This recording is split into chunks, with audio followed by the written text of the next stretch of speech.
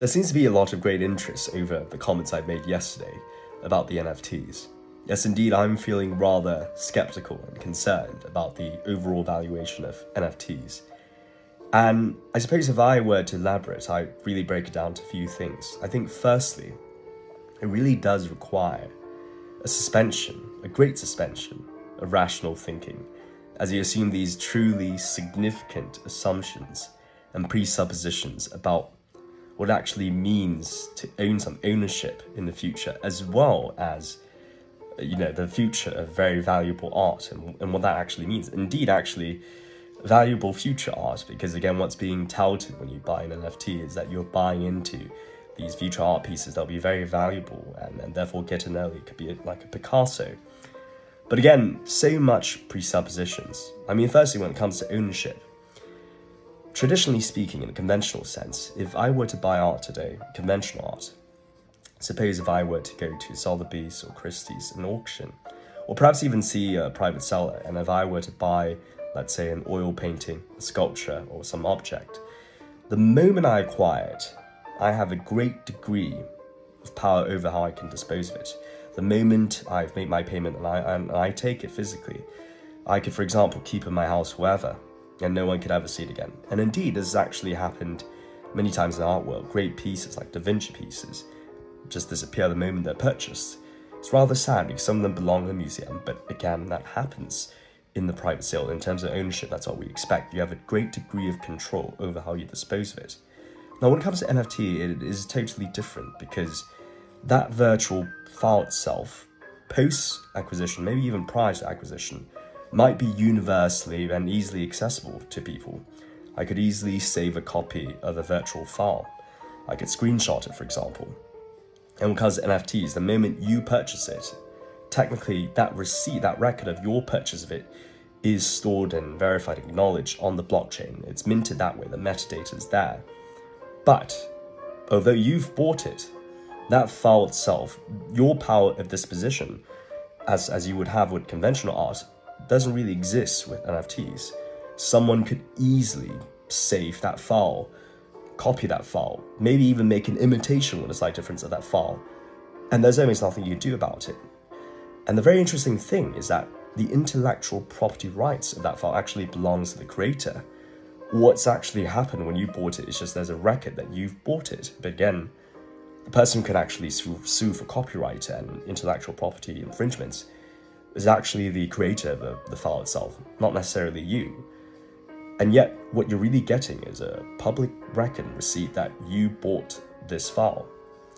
And yet, you have no disposition powers over it as you would traditionally with really any property. And yet, you're told that you're the owner, and this is what we're told ownership entails. Yet, it is rather strange when you think about it. It certainly brings a lot of skepticism in terms of really the point of actually buying it.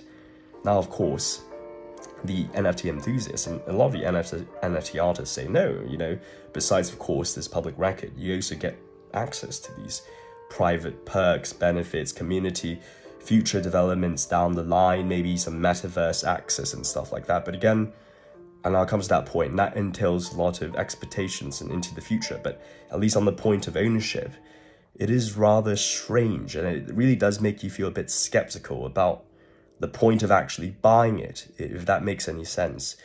But then the second thing really to think about is, we are being told that what's being touted that this is valuable future art. What you're buying now is a Picasso, and it will be worth so much more down the line. But realistically, when you look at an NFT art, it is literally a virtual file, generally speaking, very rudimentary pixel art. Sure, I mean, there are some 3D modeled ones, and perhaps in the future there might be some virtual reality type art, but for now, a lot of them that's being touted out there as being very valuable are essentially very rudimentary pixel art. That, at least from an artistic appreciation standpoint, it's hard to see how it could be valuable. Now, this is not a standard by me. The fact is, art is a discipline. People actually go to art school. It is a discipline that's been established through time. Of course, art is very subjective, but generally speaking, there has been a discipline that's established, almost like a framework of understanding of appraising what makes valuable art. And it is very deep. I'm certainly no art student or art appraiser, but again, it comes down to a lot of things, an appreciation of the complexity of the process of actually creating the art, the creativity, provenance, what it represents, the art itself being an important part of history, a cultural zeitgeist at the time. It's hard to say whether some random person with a video game username that just appeared, that created an NFT art, is going to create this piece of art that is going to stand the test of time of being valuable. It's hard to say that it will be appreciated by the art community, the art discipline I've just spoke of, but also whether it's truly also historically significant to have the provenance to stand the test of time itself. Again, many of these NFT artists are just random individuals that have just come in to game in on the hype, really. The fact that everyone is pouring money into this and they're just creating these random NFT art that might have no fundamental value, at least from the artistic community, and yet they're being touted as being very, very valuable. And it's hard to see really how that's the case. But I think the biggest thing is that, again, all of this is thrown aside because we are being told that this is very much the future of the art world and the future of art itself.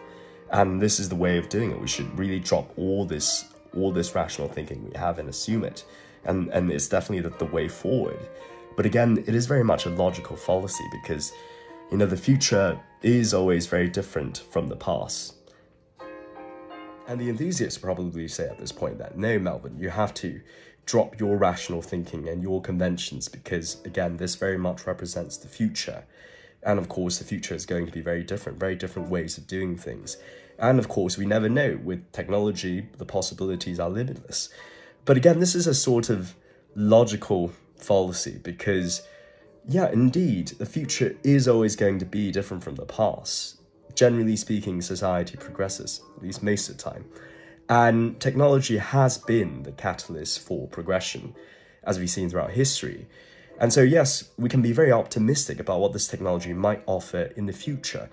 However, to actually tout an exact thing, a specific thing, as being that catalyst, that vehicle for progression, is something else entirely.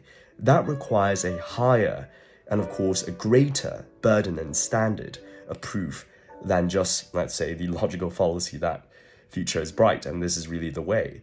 But that's the thing that not many people realize. They just game in on that logical fallacy and they get in on it. They don't realize that we really have to analyze this technology carefully and its development. And that's really the case. A lot of people, they've actually gotten into the scene because they have this expectation that this very much represents the future. This is a gold rush and this technology is limitless. But again, we have seen, even with technology and its development in other places, for example, the internet itself, that there are a lot of misses too, that it doesn't get to a perfect state immediately. Things also have to go wrong. There's a lot of iterations in the process itself. And many of the expectations that we had in the past, pre-internet really, has also been wrong, although we've been blinded by the logical fallacy of the brightness of the future itself. And that's really the thing. When we look at the NFT art scene, it is interesting because a lot of people, they've gotten in because of the hype, because of how exciting the technology is. And indeed, the underlying technology, blockchain technology, to verify ownership is very, very novel and very exciting. But again, something else entirely, when you really look at how it's developed. In the NFT scene, what we've seen is a lot of people coming in, and a lot of these artists, these creators of NFTs, they're just gaming on that logical fallacy that I've just talked about. Everyone's so excited, and so they're creating these NFT arts. Even fast food joints are creating NFTs. And a lot of course, very random people. A lot of very devious people too, who are out to scam other people. But again, the whole scene now, in my opinion, is overblown. It's totally overblown.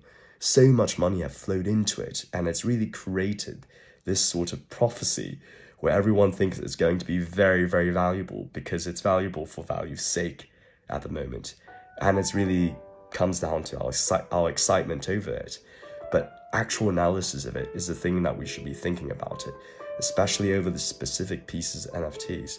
And that's the thing about these logical fallacies, is that they sort of can solve themselves. When we have any sense of skepticism towards, let's say, NFT art itself, the answer we get is, oh, this is not the final version yet. For example, you could be buying NFT art from a certain creator and be like, oh yes, this is a pixel art for now, but in perhaps 2 years' time, you'll get access to our metaverse world. Who knows? It could be a possibility, but at the same time, could also be a possibility that would never happen. And so we have to sort of, and of course, get into it very carefully and really think carefully about what is being proposed.